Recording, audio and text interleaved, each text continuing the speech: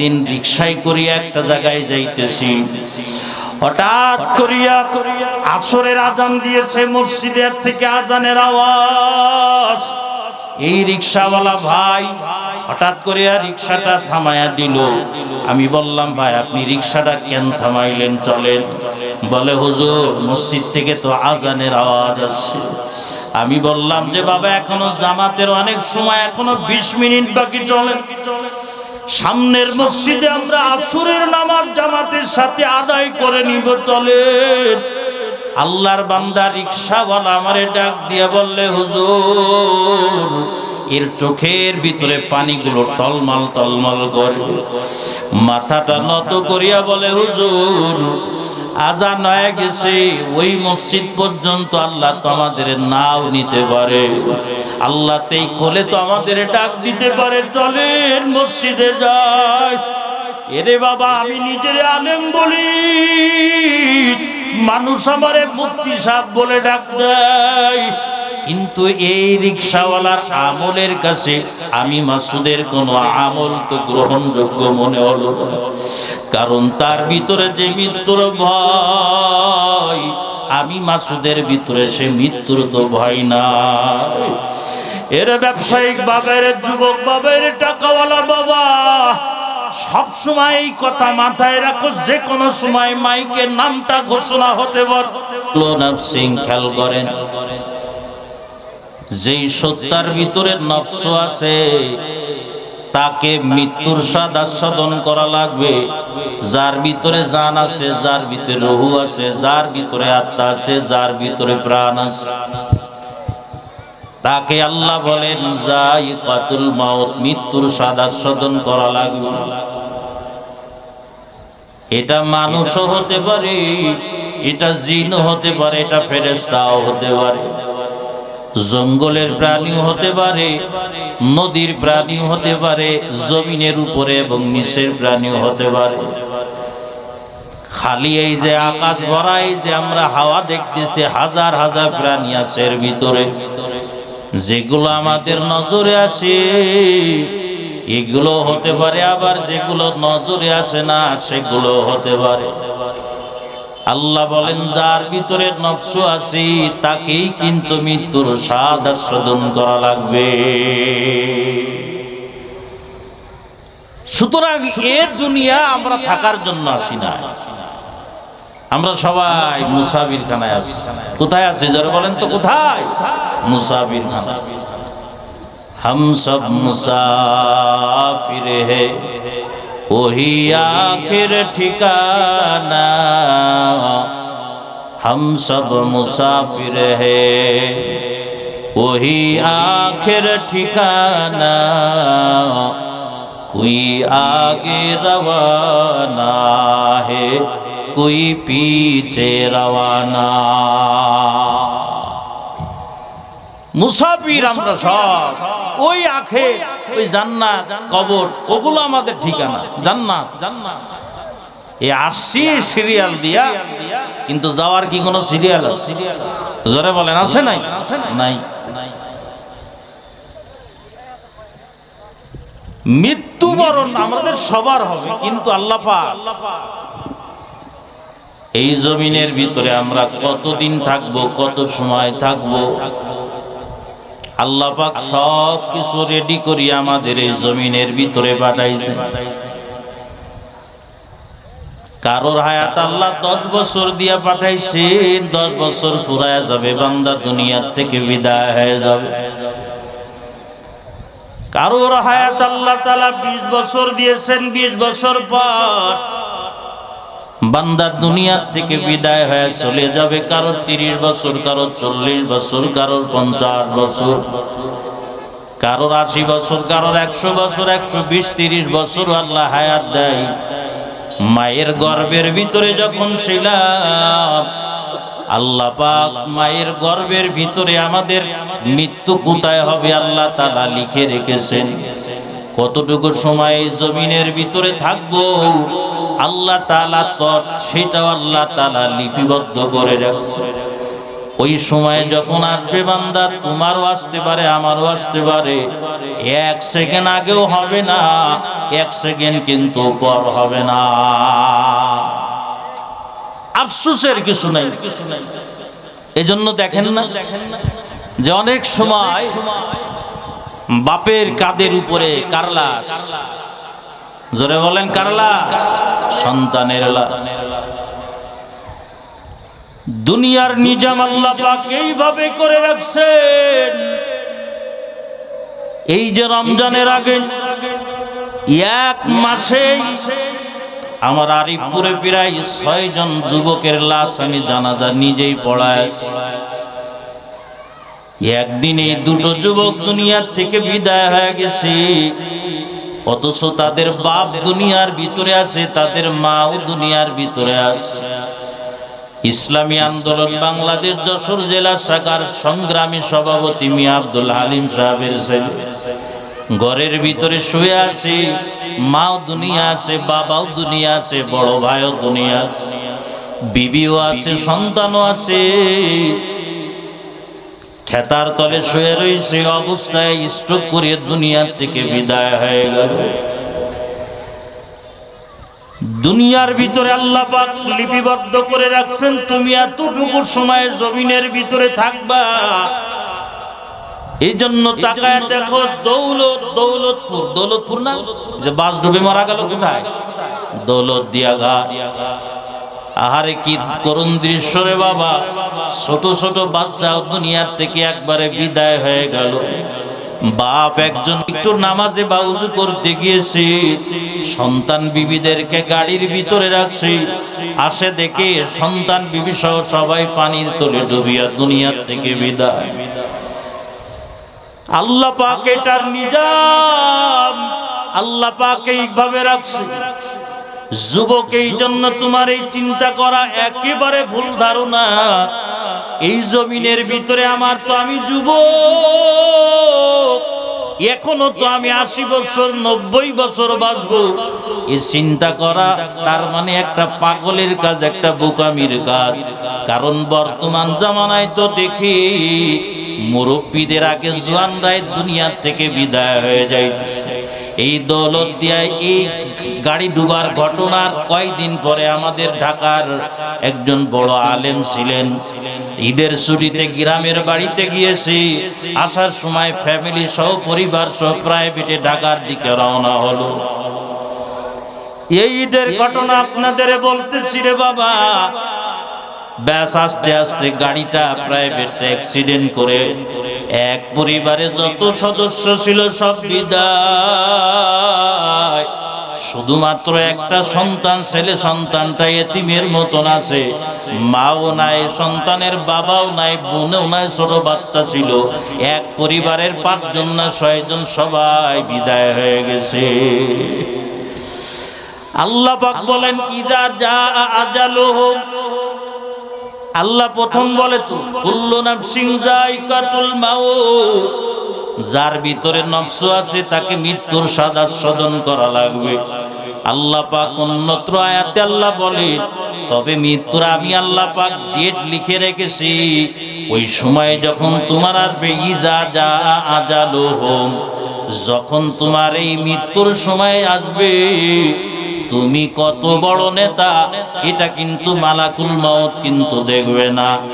তুমি কি যুবক কিংবা তুমি বৃদ্ধ এটা কিন্তু মালাকুল মউত দেখবে না। তুমি কি পুরুষ না তুমি মহিলা না তুমি অন্য কেউ এটা কিন্তু দেখবে না। ইযা জাআ আজালুহুম, যখন মৃত্যুর স্মরণ, যখন সময় যখন আসবে, আল্লাহ পাক নিজেই বলেন লা ইস্তাখিরুনা সাআতাও ওয়ালা ইস্তাকদিমুন, 1 সেকেন্ড আগেও হবে না মৃত্যু, আবার 1 সেকেন্ড পরেও হবে না। খেয়াল করেন, একটা ঘটনা শোনাই। আমি যখন ঢাকায় পড়াশোনা করি, আমার উস্তাদ ছিলেন আবুল কাসিম নোমানী সাহেব, সাইকুল হাদিস। উনি পাকিস্তানে পড়েছেন, করাচিতে পড়েছেন। অনেক বছর আগের কথা। তিনি আমাদের দর্শে শোনাচ্ছিলেন যে আমরা ওই সময় একটু নিচের দিকে পড়ি। আমাদের যে সিনিয়র যে ক্লাসগুলো ছিল, সিনিয়র বড় ভাইরা ছিল, একদিন আসরের পরে আমার যতটুকু মনে পড়তেছে আসর কি জোহরের পরে এরকম বলল যে আমরা ছাদে আসি, মাদ্রাসার ছাদের উপরে আসি। তো হঠাৎ করে আমাদের এক সিনিয়র ভাই 5 তলার ছাদের উপরে থেকে পড়ে নিচেই চলে গেছে, একেবারে ডাইরেক্ট নিচেই পড়েছে। তো হুজুর বলে যে আমরা ছাদের উপরে ছিলাম, কিন্তু আশ্চর্যের ব্যাপার হলো এই ভাই 5 তলার থেকে পড়লি বাঁচার কথা বলেন, কিচ্ছু হয় নাই। বলে আমার নিজের চোখে দেখা কিচ্ছু হয় নাই, ও পড়ে আবার দাঁড়াই গেছে। সুবহানাল্লাহ জোরে বলেন। তার মানে কি বুঝলেন? সময় আসছে, কথা বোঝেন নাই, মানে মৃত্যুর সময় আসছে, আসে নাই। এইটার আওয়াজটা ক্লিয়ার নাই, এটার আওয়াজটা ঠিক করো। হ্যাঁ, এটা আওয়াজ দাও। সুবহানাল্লাহ, আর সুবহানাল্লাহ। হ্যাঁ, এখন এবার উনি দাঁড়ায় গেছে। আশ্চর্য ব্যাপার, সবাই তো হতভম্ব হয়ে গেছে। আল্লাহ তাআলা কুদরতি ভাবে হায়াত দিয়েছে, বোঝা গেল। এবার যারা বন্ধু বান্ধব আছে সব বন্ধু বান্ধব গুলো ধরছে, দোস্ত নতুন জীবন পাইছো, মিষ্টি খাওয়ানো লাগবে। তো মাদ্রাসা হলো, মনে করেন এই রাস্তা মেন রোড, এইটা মাদ্রাসা রাস্তার এই পাশে ওই পাশে হোটেল, মিষ্টির দোকান। বলল অবশ্যই অবশ্যই অবশ্যই অবশ্যই আমি আপনাদেরকে মিষ্টি খাওয়াবো। মিষ্টি আনতে বন্ধু চলে গেল, রাস্তা পার হয়ে হোটেলেও চলে গেল, মিষ্টি খরিদ করলো নিজের টাকায়। আনন্দের ব্যাপার, আল্লাহ একটা হায়াত দিয়েছে।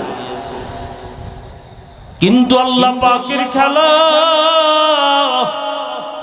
এই তলেবে ইলম ছাত্র যখন রাস্তা যখন পার হইয়া আবার মাদ্রাসার দিকে যখন আসতেছে, তখন একটা ট্রাক আসিয়া আল্লাহর বান্দা তলেবে ইলমকে একেবারে চাকার তলে দিয়া দুনিয়া থেকে বিদায় হয়ে গেল। সবাই তো কান্নায় ভেঙে পড়লো। আহারে, আমরা যদি মিষ্টি যদি না খাইতে চাইতাম, বড় ভাই তো যাইতো না। আসলে তো বাবা ওইটা ব্যাপার না। আসলে এই যে প্রথমবার পড়লো, ওই সময় তার মৃত্যুর সময় আসে নাই। আসলে আল্লাহ তাআলা আর একটু সময় বাড়ানোর জন্য ওই মিষ্টির দোকানে আল্লাহ পাক পাঠায়া দিল। এরে আল্লাহর বান্দার জন্য মায়ার নবী আমার বলে, মৃত্যুর স্থানও আল্লাহ পাক সৃষ্টির সময় আল্লাহ নির্ধারণ করে রাখছেন। তোমার যখন যেই জায়গায় মৃত্যু হবে, আল্লাহ পাক ওই জায়গায় একটা প্রয়োজন আল্লাহ তোমার খাড়া করায় দিবে। ওই প্রয়োজন তুমি মিটাইতে যাইবা, প্রয়োজন মিটাইতে যাইয়াই তোমার দুনিয়া থেকে বিদায়। সুলাইমান আলাইহিস সালাতু ওয়াস সালামের জামানায় ওই সময় তো বাহন এরকম বিমান ইত্যাদি এগুলো বাহন, ট্রেন, গাড়ি এগুলো ছিল না। ঘোড়া, গাধা, উট এগুলো ছিল মানুষের বাহন। এখন এক ব্যক্তির দিকে মালাকুল মউত বড় নজরে তাকায় আছে, হাদিসের ভিতরে আছে, বড় নজরে তাকায় আছে। মানে মালাকুল মউতের অর্ডার হয়েছে, এর মৃত্যু অমুক সময় অমুক জায়গায় হবে। কিন্তু অমুক জায়গায় তো হবে, ঠিক আছে, কিন্তু ওর মৃত্যু আর মাত্র 10 ঘন্টা পরে হবে। কিন্তু ওই অমুক জায়গায় পৌঁছাইতে লাগবে তো 3 দিন। অমুক জায়গায় বান্দা পৌঁছাবে কি? এজন্য মালাকুল মউতের ক্যালকুলেটরে মিলতেছে না। 10 ঘন্টা পরে এর মৃত্যুর সময়, আর মৃত্যু হবে ওই জায়গায়, এমন একটা জায়গায় আছে, এই জায়গা থেকে ওর পৌঁছাইতে লাগবে 3 দিন। কিভাবে যাবে? আশ্চর্য হয়ে গেছে মালাকুল মউত। আজরাইল আমরা যাকে বলি, আলাইহিস সালাম, আজরাইল মালাকুল মউত এই বান্দার দিকে বড় বড় নজরে তাকায় আছে। আল্লাহর বান্দা ভয় পেয়ে গেছে। ভয় পেয়ে সুলাইমান আলাইহিস সালাতু ওয়াস সালামের কাছে দৌড়ায় আসে। দুনিয়ার ভিতরে আল্লাহ পাক সুলাইমান নবীর এত পাওয়ার দিছিলেন, এই দুনিয়ার ভিতরে এই বাতাস দেখতেছেন, বাতাসেরও বাদশা আল্লাহ পাক সুলাইমান নবীকে আল্লাহ বানায়ছে। নদীরও বাদশা আল্লাহ পাক সুলাইমান নবীকে আল্লাহ পাক বানায়ছিলেন। আল্লাহ পাক মাছের বাদশা সুলাইমান নবীকে আল্লাহ পাক বানায়াছিলেন, জিন জাতিকে আল্লাহ পাক সুলাইমান নবীকে তাদের বাদশা বানায়াছিলেন। সমস্ত মাখলুকের ভাষা বস্তু সুলাইমান নবী। এই আল্লাহর বান্দা সুলাইমান নবীর কাছে আইসা বলে, নবী কে জানি আমার দিকে বড় বড় নজরে তাকায়, যেখানে যাই সেখানেই বড় বড় নজরে তাকায়। এই এলাকায় থাকলে মনে হয় তিনি আমাকে মনে হয় মারিয়া ফেলবেন। ও নবী, আপনি আমাকে একটু অমুক জায়গায় পৌঁছায় দেওয়ার ব্যবস্থা করিয়া দেন। সুলাইমান নবী মুস্কি হাসিয়া বাতাসকে অর্ডার দিল, আল্লাহর গোলাম বাতাস, আল্লাহর এই বান্দাকে অমুক জায়গায় যাও, তুমি এখনই পৌঁছায়া দাও। মৃত্যু হবে 10 ঘন্টা পর। আল্লাহর বান্দা 4-5 ঘন্টার ভিতরে অমুক জায়গায় পৌঁছায়া গেল। মালাকুল মাউত আশ্চর্যান্বিত হয়ে গেল। আল্লাহ তাআলার ফয়সালা এমনই রে বাবা, তোমার যেই জায়গায় মৃত্যু হবে ওই জায়গায় আল্লাহ একটা প্রয়োজন আল্লাহ পাক দেখা দিবে। আল্লাহ পাক বলেন, ইদা জা আজালুহুম লা ইস্তাখিরুনা সাআতাও ওয়া লা ইস্তাকদিমুন। মৃত্যুর স্বাদ আস্বাদন করা লাগবে, কিন্তু মৃত্যুটা কোথায় কোথায় হবে এটা নির্ধারণ আছে, কোন সময় হবে এটাও নির্ধারণ আছে। সময় 1 সেকেন্ড আগেও হবে না, 1 সেকেন্ড পরেও হবে না। কে আগে যাবে, কে বুড়ো মানুষ পরেও যাইতে পারে, জোয়ান মানুষ আগেও যাইতে পারে। এটা আল্লাহ পাকের বিধান। এবার এই আয়াতের ভাবে একটু ব্যাখ্যায় আসেন, খেয়াল করেন। আল্লাহ পাক বলেন, কুল্লু নাফসিন যায়িকাতুল মাউত, মৃত্যু হবে এটা সবাই আমরা জানি। রে বাবা একটু খেয়াল করো, যুবকেরা একটু খেয়াল করো। আল্লাহ পাক এর পরের আয়াতে আল্লাহ বলেন, ওয়া ইন্নামা তুওয়াফাউনা উজুরাকুম ইয়াউমাল কিয়ামা। এই জায়গায় আল্লাহ পাক একটু ভিন্ন আলোচনা করে বলেন, এরে বাবা আমরা যদি ওই অন্য মাখলুকের মতন যদি মৃত্যুবরণ যদি করলাম, আর একটা গরুর মতন মৃত্যুবরণ করলাম, মাটির তলে যায় মাটি হয়ে গেলাম, আমাদের কবরের ভিতরে যদি সওয়াল জবাব যদি না থাকতো, আখিরাতে জান্নাত জাহান্নাম যদি না থাকতো, আমরাও বাবা আজকের এই মাহফিল দেওয়ার কোনো প্রয়োজন ছিল না রে মুমিন। আমরা যদি একটা পাখির মতন মৃত্যুবরণ করলাম আর আমাদের জিন্দেগির হিসাব নাই, আমরাও বাবা দাড়ি রাখতাম না, নামাজ পড়তাম না, রোজাও রাখতাম না, জিকির আজকার করতাম না। আল্লাহ পাক বলেন, ওয়া ইন্নামা তুওয়াফাউনা উজুরাকুম ইয়াউমাল কিয়ামা। আল্লাহ পাক মৃত্যুর কথা বলার পর বলে, হে মানুষ, দুনিয়ার অন্য মাখলুকের মৃত্যু আর তোমাদের মৃত্যু কিন্তু এক না। অন্য মাখলুক মৃত্যুবরণ করলো, ওদের জিন্দেগি এই জায়গায় শেষ হয়ে গেল, কিন্তু ইন্নামা তুওয়াফাউনা উজুরাকুম, তোমরা এই দুনিয়ার ভিতরে তোমরা যা করবা তা তোমাদের আমল নামার প্রতিদান পূর্ণ করে দেওয়া হবে। দুনিয়ার ভিতরে যদি ভালো কাম করো তোমাদের প্রতিদান পূর্ণ করে দেওয়া হবে, দুনিয়ার ভিতরে যদি খারাপ কাম করো প্রতিদান পূর্ণ করে দেওয়া হবে। নামাজ যদি পড়ো তারও প্রতিদান তোমাদের দেওয়া হবে, রোজা যদি রাখো প্রতিদান দেওয়া হবে, যদি তুমি আল্লাহর হুকুম অনুযায়ী যদি পর্দা করো প্রতিদান দেওয়া হবে, আল্লাহর জিকির যদি করো প্রতিদান দেওয়া হবে, আল্লাহ পাকের যদি বাবা কুরআনুল কারীমের তেলাওয়াত করো প্রতিদান দেওয়া হবে। আল্লাহ আরো বলেন, ওয়া ইন্নামা তুওয়াফাউনা উজুরাকুম। এবার খারাপ আসর, যদি তুমি বেনামাজি অবস্থায় চলো তারও প্রতিদান তোমারে দেওয়া হবে। তুমি যদি নবীর আদর্শ যদি ছাড়িয়া দাও তারও বাবা প্রতিদান তোমার দেওয়া হবে। তুমি যদি আল্লাহ পাকের জিকির ছাড়িয়া দাও প্রতিদান তোমারে দেওয়া হবে। এরে আমার পর্দার নিশি মাগো, তুমি যদি বেপর্দায় চলো প্রতিদান দেওয়া হবে। এই জন্য মায়ার নবী আমার পুরো হাদিসের ভিতরে আল্লাহর নবী বলে, এই জন্য আমার প্রতিদানটা, আমাদের প্রতিদানটা মৃত্যুর পর পরই কবর থেকে শুরু হবে।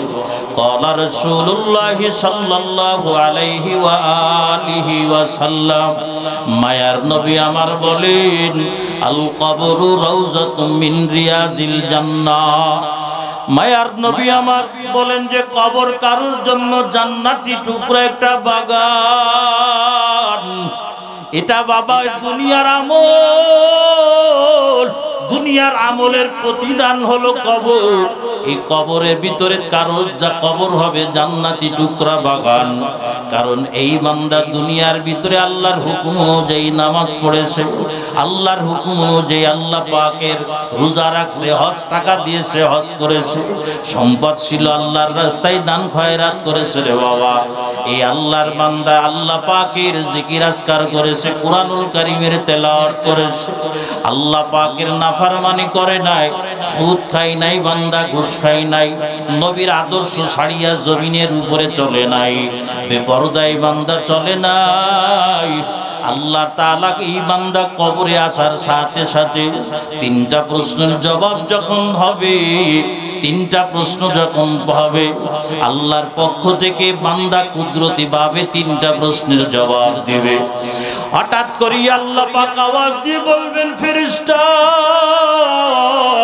আমার বান্দার কবরটা জান্নাতি টুকরা বাগান বানায়া দাও, আমার বান্দা জান্নাতের বিছানা বিছায়া দাও, ওয়ালবাসুহু মিনাল জান্নাহ, জান্নাতি লিবাস, জান্নাতি পোশাক বান্দার পরায়া দাও।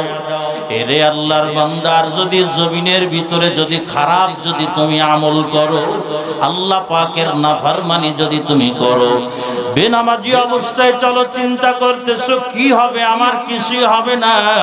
এই জমিনের ভিতরে হয়তো কেউ তোমারে কোনো কিছু বলবে না। এরে আমার পর্দার নিশি মাগো, বেপরদায় চলবা, চিন্তা করো আমার কি হবে। আসলে দুনিয়ায় হয়তো কেউ কিছু তোমারে বলবে না। আজকে তুমি দাড়ি কাটিয়া জমিনের উপরে চলবা, কেউ তোমারে হয়তো কিছু বলবে না। শুধু খাইয়া, ঘুষ খাইয়া, হারাম খাইয়া যদি জমিনের উপরে চলো, এই জমিনের ভিতরে হয়তো কেউ তোমার কিছুই বলবে না। কিন্তু বাবা এই জমিনের ভিতরে যে আমলগুলো করছো, এই আমলের প্রতিদান, ওয়া ইন্নামা তুওয়াফাউনা উজুরাকুম, এই আমলের প্রতিদান তোমার কবর থেকেই দেওয়া হবে। এই জন্য নাফরমান যখন কবরে যাবে, আল্লাহ তাআলার পক্ষ থেকে তিনটা প্রশ্নের জবাব যখন দিতে পারবে না, তখন আল্লাহ তাআলা বলবে, ওয়ালবাসুহু মিনান নার। আল্লাহ তাআলা ফেরেশতাদের আওয়াজ দিয়ে বলবেন, ফেরেশতা এই বেঈমান রে আমার হুকুম অনুযায়ী চলে নাই, জাহান্নামের বিছানা বিছায়া দে, জাহান্নামের পোশাক এই নাফরমানের পরায়া দে। আল্লাহ পাক কবরকে আওয়াজ দিবে, বলবে, কবর দুই পাশে চাপা দিবি এমন ভাবে একটা হাড্ডি আর একটা হাড্ডির ভিতরে যেন ঢুকিয়া যায়।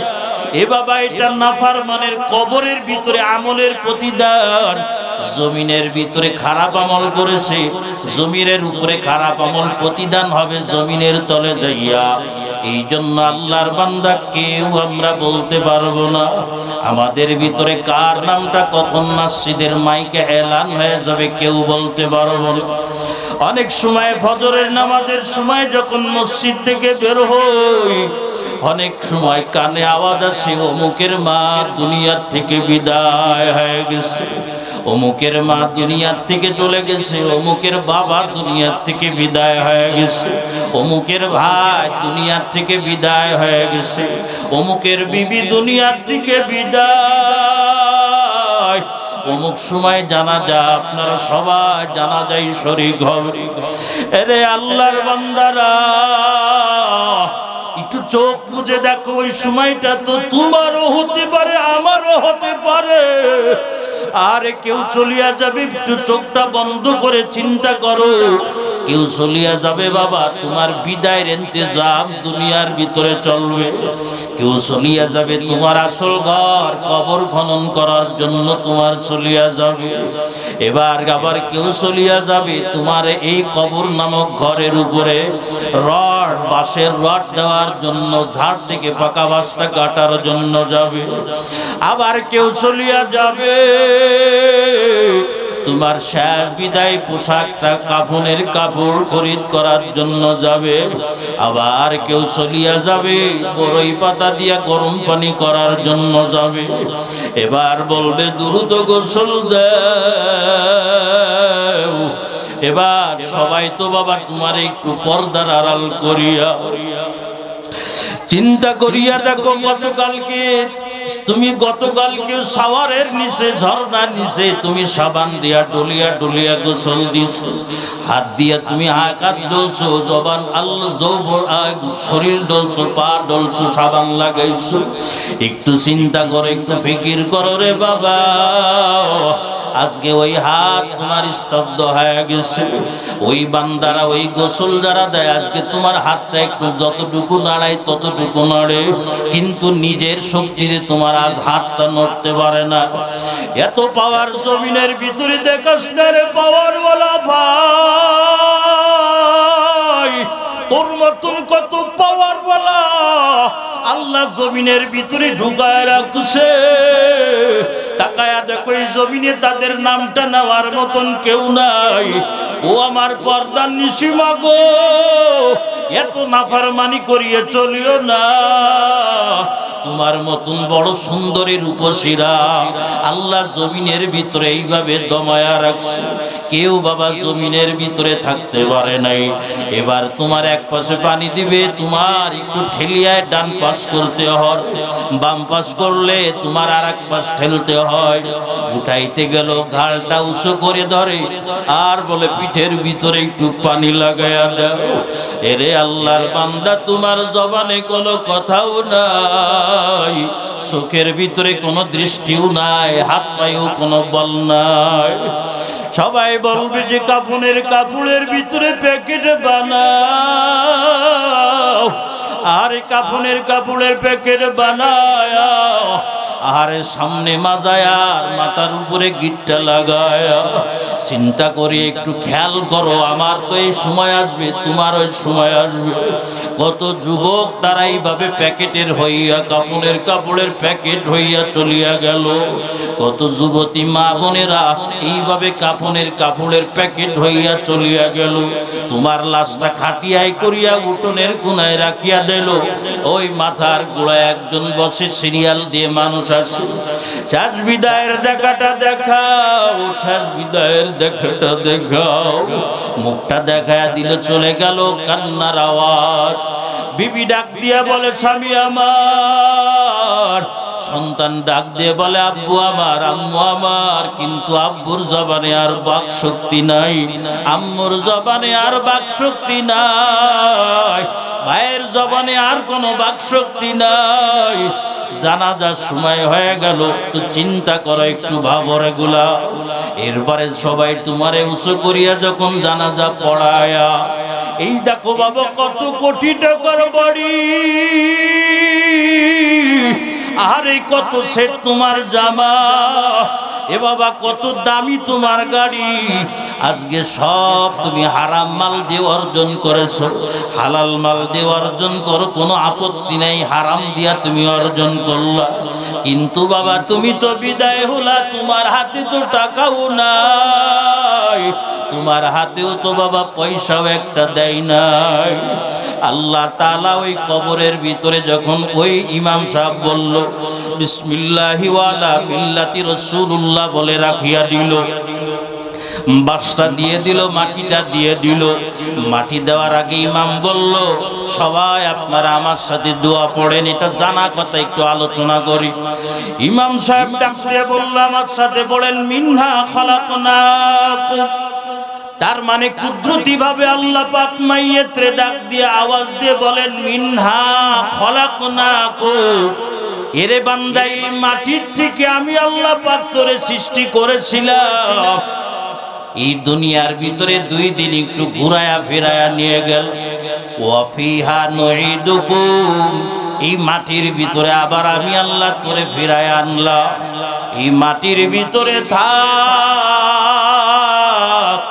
ওয়া মিনহা নুখরিজুকুম তারাতান নুখরা, এই মাটির থেকে আমি আল্লাহ পাক আবার তোরে টানিয়া টানিয়া উঠাইব। কি হলো তোমার দুনিয়া? এত টাকা কোথায়, এত ক্ষমতার বাহাদুরি কোথায়? সব তো শেষ হয়ে গেল। এই রমজানের আগের রমজান একটু খেয়াল করেন। আমার এক মুসল্লি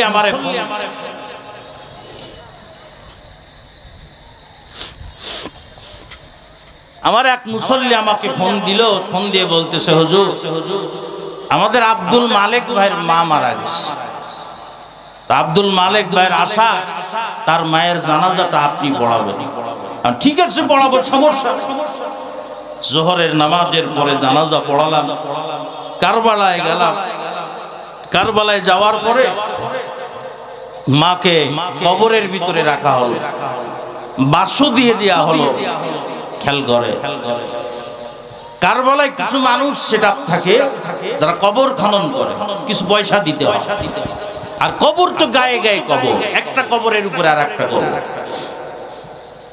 যখন আমি দোয়া পড়ায় দিলাম, মিনহা খলাকনাকুম ওয়া ফিহা নুঈদুকুম ওয়া মিনহা নুখরিজুকুম তারাতান উখরা, বিসমিল্লাহ বলে মাটি দেন। বলে দাঁড়ান।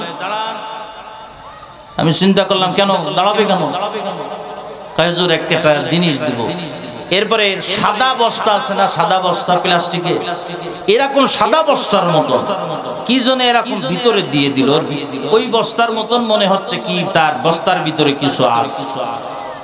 আমি বললাম, বাবা কি দিলেন এইটা? আমারে ডাক দিয়ে বলে, হুজুর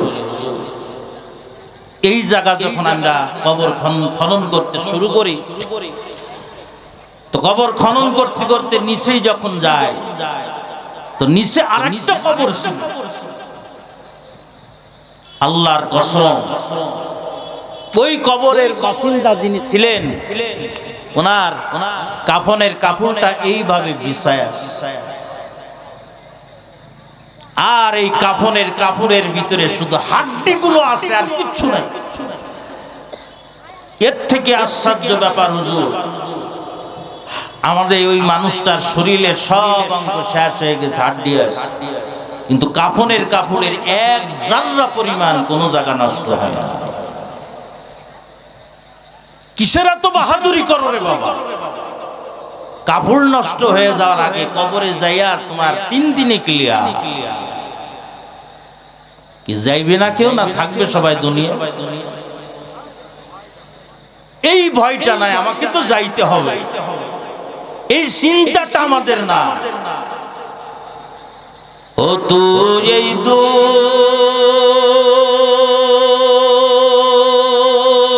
দুনিয়ার মায়ায় পড়ে, ও তুই এই দুনিয়ার মায়ায় পড়ে করছো কত বাহানা।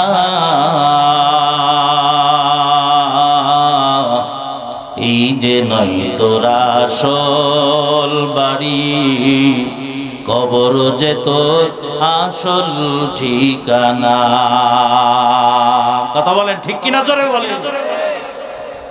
ভাই বেরাদার যারাই ছিল,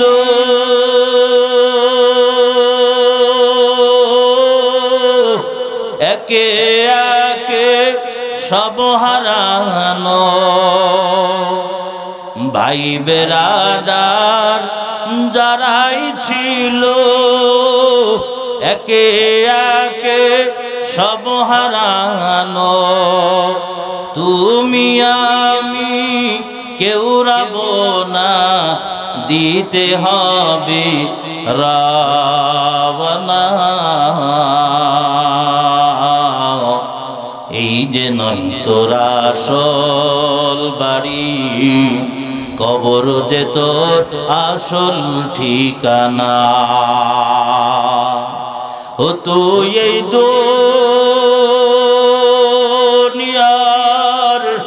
মায়ায় পড়ে করছ কত বাহানা, এই যে নয় তোর আসল বাড়ি, কবর যে তোর আসল ঠিকানা। এই দুনিয়া আমাদের না। একটা হাদিস আমি পড়েছিলাম, হাদিস পড়ে তরজমা করে একটা দুটো কথা বলে আমার বেশি সময় নেব না।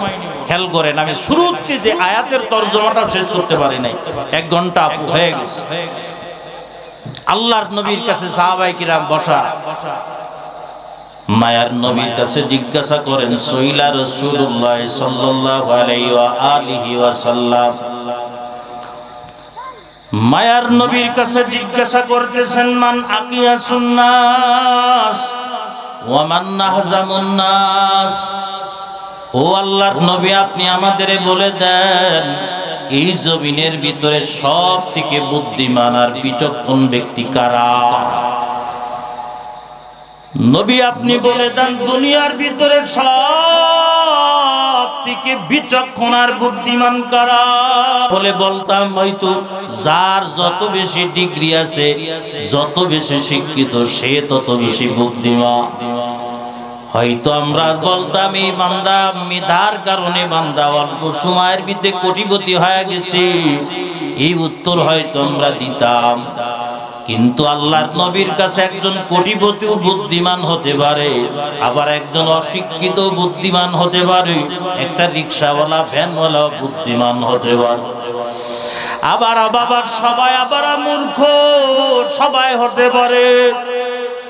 আল্লাহর নবী বলেন, আকসারুকুম যিকরান লিল মাউত, এই জমিনের ভিতরে তোমাদের ভিতরে যে যত বেশি মৃত্যুর স্মরণ করে, আমি এই মাহফিল থেকে বাড়ি যাইতেও পারি নাও পারি। যেই বান্দার ভিতরে এই ফিকির থাকবে, মাহফিল থেকে আমার মসজিদের নামটা এলান হতে পারে, অমুক দুনিয়াতে মাহফিল শুনে আসার প্রতি দুনিয়ার থেকে বিদায় হয়েছে, এই চিন্তা যার ভিতরে থাকবে, সকাল রাত্র বেলায় ঘুমাইতে যাব, সকাল বেলা আমি উঠতে নাও পারি। দোকানদারি আমি করতেছি, আমার দোকানদারি করা অবস্থায় আমার মৃত্যু হতে পারে। আমি ব্যবসা করতেছি, ব্যবসায়িক অবস্থায় আমার মৃত্যু হতে পারে। আমি রিক্সা চালাইতেছি, ভ্যান চালাইতেছি, এই অবস্থায় আমার মৃত্যু হতে পারে। যে আল্লাহর বান্দার ভিতরে এইটা যখন কাজ করবে, আমাকে যে কোনো সময় মালাকুল মউত ডাক দিতে পারে। মায়ার নবী বলেন, এর থেকে আর বড় জ্ঞানী দুনিয়ার ভিতরে আর কেউ নাই।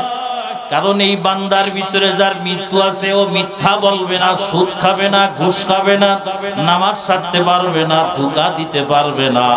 আল্লাহর বান্দা পরের সম্পদগুলো নিজের নামে লিখতে পারবে না, পরের টাকা মারি আত্মসাৎ করিয়া নিজের ব্যাংক অ্যাকাউন্ট ভারী করতে পারবে না। কথা বলেন ঠিক কিনা? কারণ বান্দা শুধু জানে মৃত্যু তো বড় কথা নয়, মৃত্যুর পরে সব হিসাব আমাকে দেওয়া লাগবে, এই চিন্তা বান্দার ভিতরে থাকবে। এই বান্দা যদি রিকশাওয়ালাও হয়, মায়ার নবী বলেন বুদ্ধিমান বুদ্ধিমান। আর একজনের বাবার ডিগ্রির পাহাড়, কিন্তু কোনটা হালাল কোনটা হারাম মান্য গণ্য নাই, নামাজ কালাম নাই, মানুষটাকে বড় বুদ্ধিমান বলে। কিন্তু মায়ার নবীর কাছে, আল্লাহ পাকের কাছে এর থেকে বড় মূর্খ জমিনের ভিতরে আর দ্বিতীয়টা নয়। কারণ বান্দা দুনিয়াটাকে আসল মনে করছে, কবরের ভিতরে যাইতে হবে চিন্তা তার না। এ আল্লাহর বান্দারা একটু খেয়াল করো, একটা ঘটনা আপনাদের শোনাই। বিগত কয়েক বছর আগে আমি একদিন রিকশায় করিয়া একটা জায়গায় যাইতেছি, হঠাৎ করিয়া আসরের আজান দিয়েছে, মসজিদের থেকে আজানের আওয়াজ। এই রিকশাওয়ালা ভাই হঠাৎ করে রিকশাটা থামায়া দিল। আমি বললাম ভাই আপনি রিকশাটা কেন থামাইলেন, চলেন। বলে হুজুর মসজিদ থেকে তো আজানের আওয়াজ আসছে। আমি বললাম যে বাবা এখনো জামাতের অনেক সময়, এখনো 20 মিনিট বাকি, চলেন সামনের মসজিদে আমরা আসরের নামাজ জামাতের সাথে আদায় করে নিব, চলেন। আল্লাহর বান্দা রিকশাওয়ালা আমারে ডাক দিয়ে বললে হুজুর, এর চোখের ভিতরে পানিগুলো টলমল টলমল করে, মাথাটা নত করিয়া বলে হুজুর আজান হয়ে গেছে, ওই মসজিদ পর্যন্ত আল্লাহ তো আমাদের নাও নিতে পারে, আল্লাহতেই খোলে তো আমাদের ডাক দিতে পারে, চলেন মসজিদে যাই। এরে বাবা আমি নিজের আলেম বলি, মানুষ আমারে মুফতি সাহেব বলে ডাক দেয়, কিন্তু এই রিকশাওয়ালার আমলের কাছে আমি মাসুদের কোন আমল তো গ্রহণযোগ্য মনে হলো না। কারণ তার ভিতরে যে মৃত্যুর ভয়, আমি মাসুদের ভিতরে সে মৃত্যুর তো ভয় নাই। এর ব্যবসায়িক বাবার, যুবক বাবার, টাকাওয়ালা বাবা, সব সময় এই কথা মাথায় রাখো, যে কোনো সময় মাইকের নামটা ঘোষণা হতে পারে।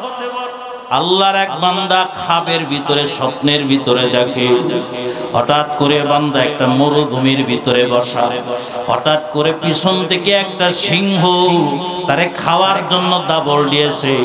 আল্লাহর বান্দা সিংহর হাত থেকে বাঁচার জন্য দৌড়ায়, চিন্তা করতেছে তো কোথায় বাঁচানোর তো নাই, বাঁচার তো সুযোগ নাই। হঠাৎ একটা গাছ পেয়েছে, আল্লাহর বান্দা গাছের মাথায় দ্রুত উঠে গেছে, চিন্তা করতেছে গাছের উপরে তো এই সিংহ উঠতে পারে, আমি একটু গাছের আগায় চলে যাই।